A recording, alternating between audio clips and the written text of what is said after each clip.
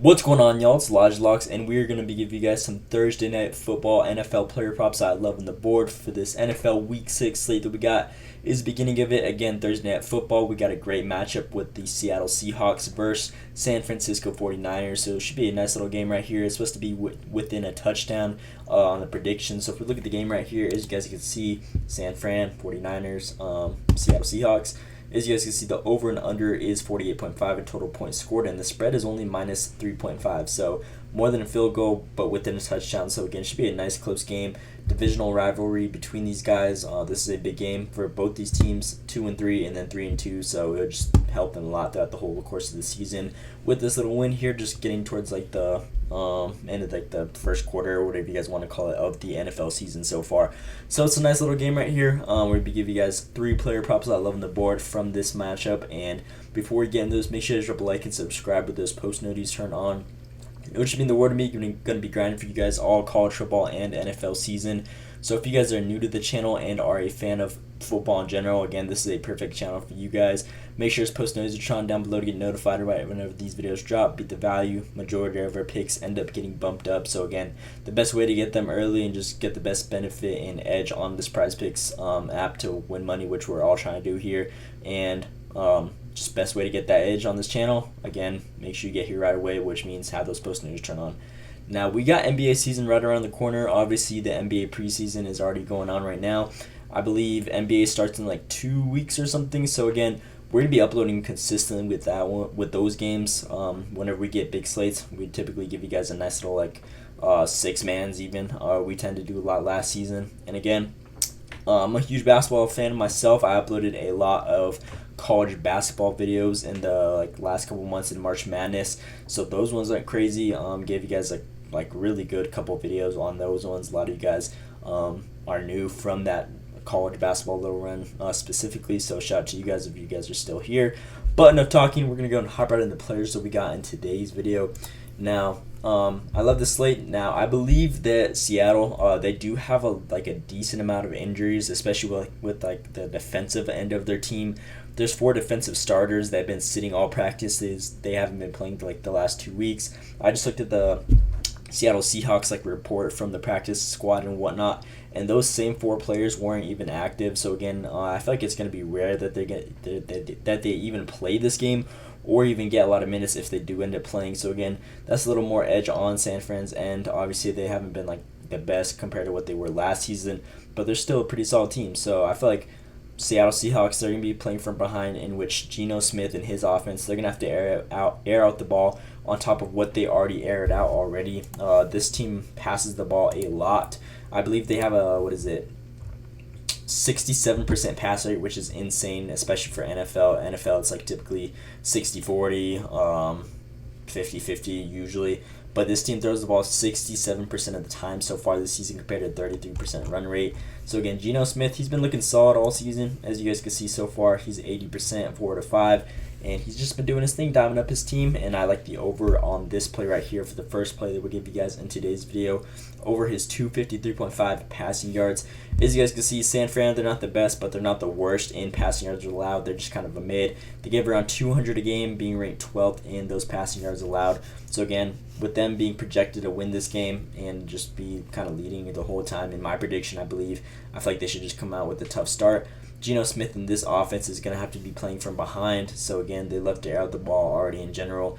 And all these games that we see right here, which they have been losing and just, again, trying to come back from behind, 29-20 against the Giants, he covered this line easily. 29-42 against Detroit Lions, he covered this line well over. This game, obviously, against Miami, we all know what's going on with Miami. Don't even have to explain right there. And then this game, which was close against New England, he aired out the ball a lot and had 300.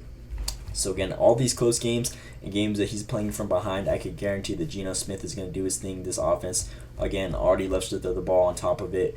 With them playing from behind, they're going to have to throw up the ball even more.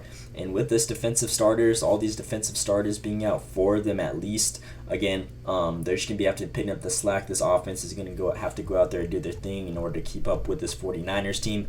So again, just a super high ceiling overall for Geno Smith to air out the ball and do his thing offensively. So this is the first pick that we give you guys in today's video right here. Geno Smith, 253.5 passing yards. And then the player that we're going to be pairing him with for this 2 players on the Seattle is DK Metcalf. Not over his receiving yards, though. His longest reception at 23.5.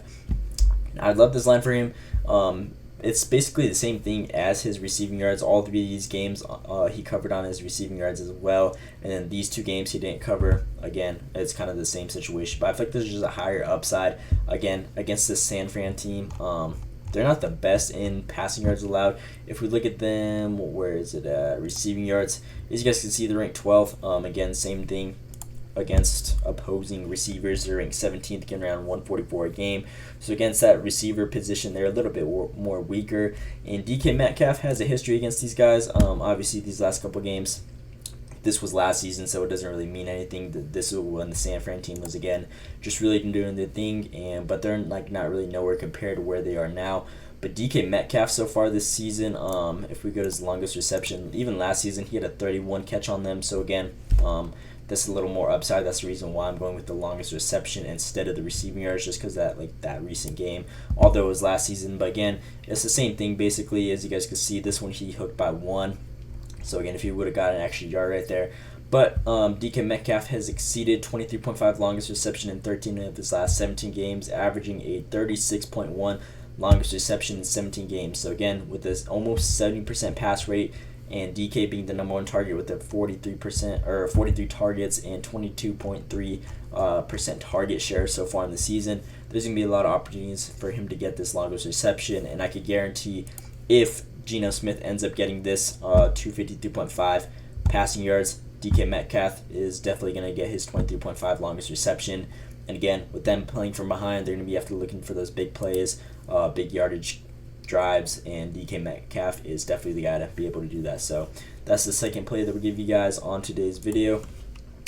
Metcalf over that longest reception, 23.5 right here.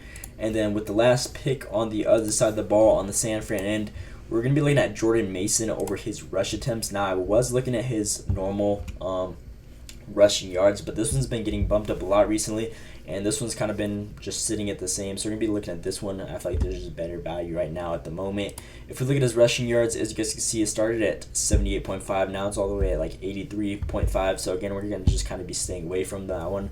But as you guys can see right here, this Seattle team is very weak against the running backs in rushing yards allowed. They're ranked 25th, giving around 111 a game to opposing running backs. So again, Jordan Mason, his target share is through the roof with rush share percentage.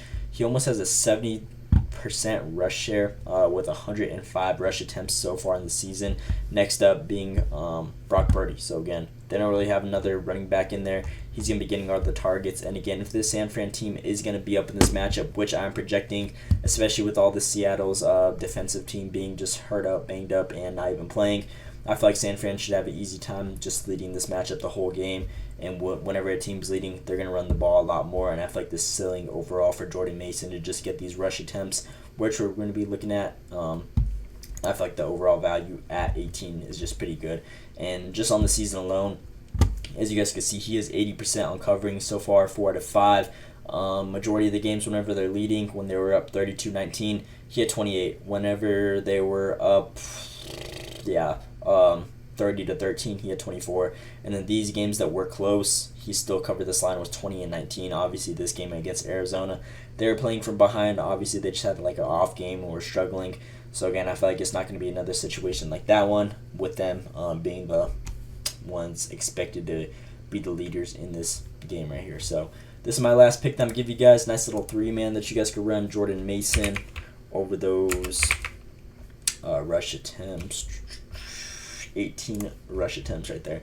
So again, these are my 3 players I'm giving you guys for this Thursday night football slate. Again, NFL Week 6 right here. Geno Smith over that 253.5 pass yards. DK Metcalf over his 23.5 longest reception. And then lastly, Jordan Mason over his 18 rush attempts. Again, if you put a power play on this one, put in $10, it wins you 42. Obviously, there's a payout shift because of this correlation play right here with Geno Smith and DK. But again, still pretty decent payout, however much you guys put on it. Money's money, and these are my favorite picks I got on this little slate right here. So with that being said, that is all I got for today's video. Again, please drop a like and subscribe with those post notifications turned on. It takes literally a second. It's free as well. So again, it would just help me out a lot. But that is all I got for you guys in today's video. Let me know what you guys think down in the comments below. Hope you guys enjoyed. Thanks for watching, and let's see you today.